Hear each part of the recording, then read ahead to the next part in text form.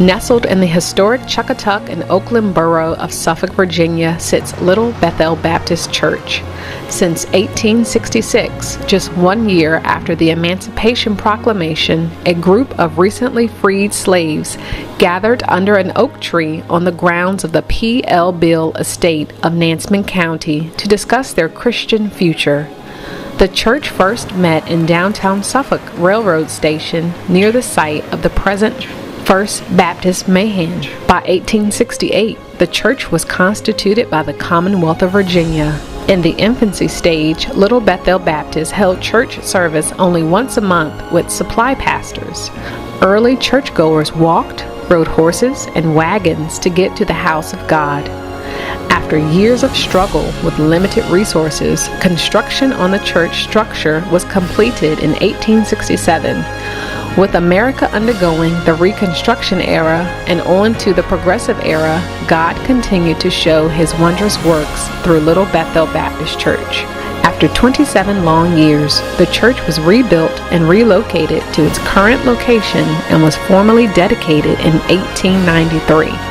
In spite of more tumultuous times with World War I, the Great Depression, and then World War II, God still guided Little Bethel Baptist Church.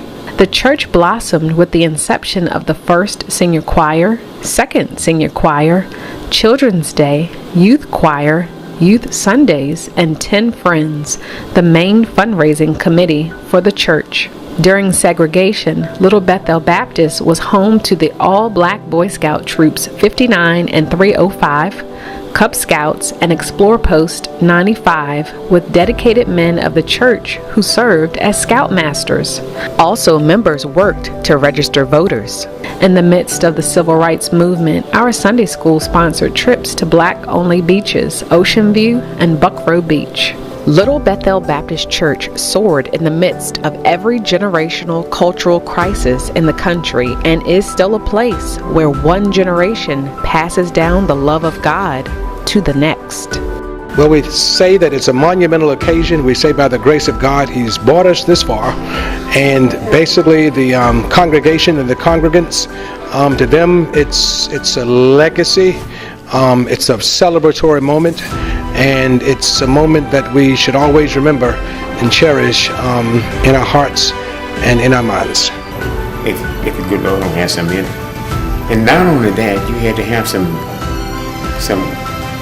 good pioneers to oversee this matter and make it look like it looks today. This just didn't come that people just laying by.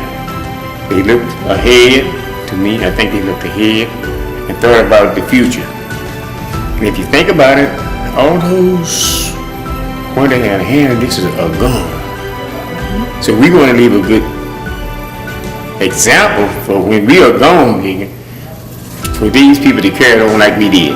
I feel wonderful because I know my parents and grandparents all made this possible, and other members that were here, they made this possible because they worked so hard to see this beautiful church. I'm blessed to be a member of Little Bethel Baptist Church.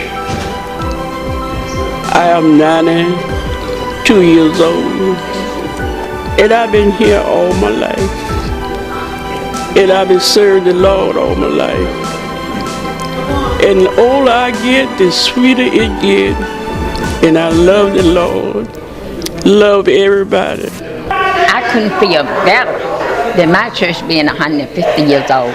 I have been at Little Bethel all my life, and I am very glad to announce my father was a deacon for over 50 years, and my mother was the church mother.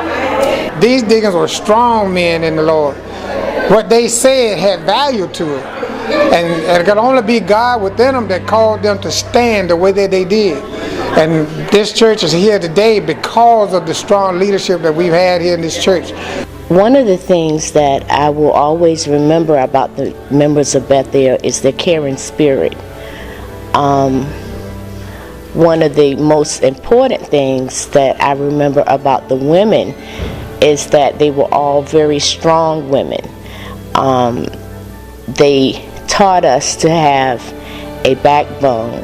They taught us to get an education. Seen the 10 Friends Club meet in my grandmother's home, cooking and fundraising. I've seen our men come together for the community. It's just an exciting time, 2016, to see where we have come from, our history, and where we're going. It's all about kingdom building. I'm proud because my mother was raised up in here, my aunt, and she raised all 4 of her kids, and I'm raising my daughter, and my husband was welcome in as we got married, and we just love it. We love this church.